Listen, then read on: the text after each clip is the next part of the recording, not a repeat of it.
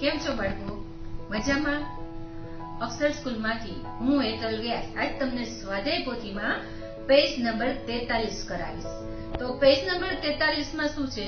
વાંચો અને સરખા શબ્દ જોડો. તો આપણે જોઈશું. તો આમાં શું છે? તો કે અહીંયા જેટલા શબ્દ આપેલા છે એવા શબ્દ અહીંયા પણ આપેલા છે. આમાંથી સરખા શબ્દ જે હોય એની સામે આપણે જોડવાનું છે. એટલે કે વાંચો અને સરખા શબ્દ જોડો. બરાબર? તો અહીંયા વાંચવાનું છે. અહીંયા શું છે? તમે વાંચો. માન. બરાબર? હવે અહીંયા આ સામે છે એમાં ક્યાંય માન આવે છે? તો જો અહીંયા શું છે? ગામ. પછી આવે છે નામ. અને આ ત્રીજું છે એ શું છે? માન. તો આપણે આ માનને આ માન સાથે જોડવાનું છે. એવી જ રીતે બીજો શબ્દ છે નાગ. બરાબર? તો અહીંથી જોવો, ઉપરથી જોવાનું. ગામ, નામ, માન અને આ ચોથું શું આવે છે? તો કે ચોથું શબ્દ છે નાગ. તો આ નાગ શબ્દને આપણે અહીંથી લઈને અહીંયા જોડવાનું છે. હવે એના પછી છે ગામ. તો ગામ શબ્દ તો આપણે ક્યાંક સાંભળ્યો છે. બરાબર? તો જોઈએ આમાં પહેલો જ શબ્દ શું છે? તો પહેલો જ શબ્દ છે ગામ. તો આપણે આ પહેલા શબ્દને અહીંયા જોડવાનો છે. પછી તો કે જાગ. હવે ગામ, નામ, માન, નાગ, જાન અને આ છે જાગ. બરાબર? તો આ જાગને આ જાગ સાથે આપણે જોડવાનું છે. હવે એના પછી જાગ પછી આવે છે મજા. તો મજામાં જો ગામ, નામ, માન, નાગ, જાન, જાગ અને આ છેલ્લો શબ્દ શું લખેલો છે? મજા. બરાબર? તો આ મજા શબ્દને આપણે અહીંયા આ મજા સાથે જોડવાનું છે. હવે બીજો શબ્દ છે નામ. તો ગામ અને આ બીજો શબ્દ શું આવે છે? તો કે નામ. તો આપણે આને નામને નામ સાથે જોડવાનું છે. એવી જ રીતે છેલ્લો શબ્દ શું છે? જાન. તો અહીંયા જોવો, ગામ, નામ, માન, નાગ, જાન. બરાબર? તો છેલ્લા શબ્દ જેવો લાગે છે જાન. અહીંયા વાંચો જાન. તો આપણે આ શબ્દને અહીં જાન સાથે જોડવાનું છે. તો તમને વાંચી અને સરખા શબ્દ જોડતા આવડી ગયું. હવે એના પછી છે પેજ નંબર 47. એમાં શું છે? તો કે ચિત્ર જોઈ ખૂટતા અક્ષર લખો. આ ચિત્ર છે. બરાબર? આપણને એક શબ્દ આપેલો છે, આપણે ખૂટતો શબ્દ લખવાનો છે. તો આ આપણે પાઠ્યપુસ્તકમાં પણ જોઈ ગયા છીએ કે જે ખૂટતો શબ્દ હોય એ આપણે લખવાનો છે. તો આ શું છે? તમને દેખાય છે? આ છે નળ.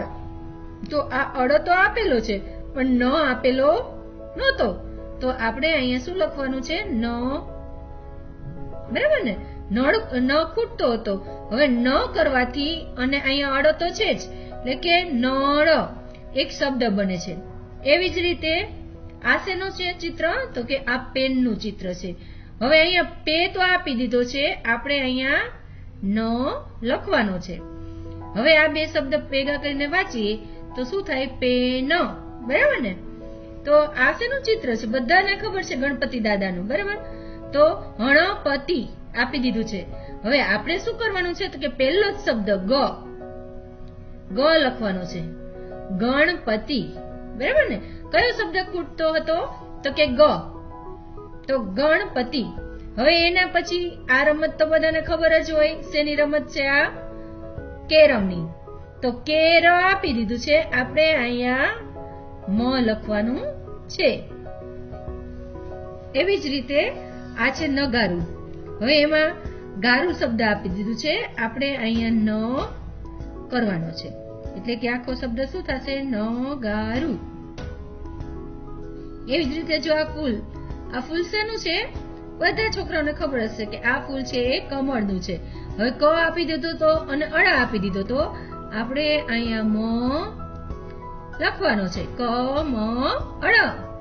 એવી રીતે આ શેનું ચિત્ર છે? તો શેનું છે પ આપ્યો છે અને ગ જોડવાનો છે આપણે. હવે આખો શબ્દ વાંચો જોઈ પગ. એવી જ રીતે આ જગ આપેલો છે. હવે અહીંયા ગ આપેલો છે, આપણે જ લખવાનો છે જગ. એવી જ રીતે આ શેનું ચિત્ર છે તો કે આ ચિત્ર છે એ નખનું છે. ખ આપી દીધો છે અને આપણે ન લખવાનો છે. બરાબર. હવે આખો શબ્દ વાંચીએ તો શું થાય નખ. હવે આ છે જલેબી. તો બરાબર જલેબીનું ચિત્ર છે એમાં લેબી આપેલું છે અને આપણે લખવાનું છે જ. હવે આખો શબ્દ વાંચો જલેબી. એવી જ રીતે આ મકાન છે, કાન આપી દીધું છે અને આપણે મ લખવાનો છે.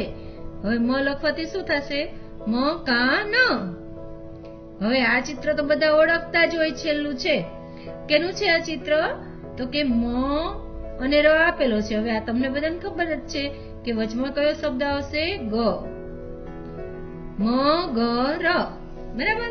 તો તમને બધાને ખૂટતા શબ્દ આવડી ગયા. હવે તમને ક્યાંય પણ ખૂટતા શબ્દ આવડે તો તમને આવડી જાય. બરાબર ને. હવે એના પછી છે વાંચો અને લખો. તો પેલા તમારે અહીંયા વાંચવાનું છે. હવે આ તો શું છે વાંચવાનું છે અને લખવાનું છે ન મ. તો આ બે લીટીની વચ્ચે લટકાતા અક્ષરે ન મ એમ લખવાનું છે. એવી જ રીતે મન. તો અહીંયા આપણે લખવાનું છે મન જ ગ ન. તો આ બે લીટીની વચ્ચે આપણે શું લખવાનું જ ગ ન. ગાજ. તો આ બે લીટીની વચ્ચે આપણે લખવાનું ગાજ. માગ. તો આપણે આ બે લીટીની વચ્ચે લખવાનું માગ. હવે મગન જમ. તો આપણે અહીં લખવાનું મગન જમ. તો તમને વાંચતા અને લખતા આવડી ગયું. બરાબર. તો આપણે 5 શબ્દો વાંચ્યા અને 5 શબ્દ લખ્યા. હવે એના પછીના 10 શબ્દ છે જેમ કે જન જમ જમન. બરાબર ને. તો આ બધા શબ્દ છે એ તમારે વાંચતું જવાનું છે અને લખતું જવાનું છે. એ તમારું આજનું હોમવર્ક છે. તો આ 2 હોમવર્ક કરી ફોટો પાડીને તમારે મને મોકલવાનું રહેશે. Thank you.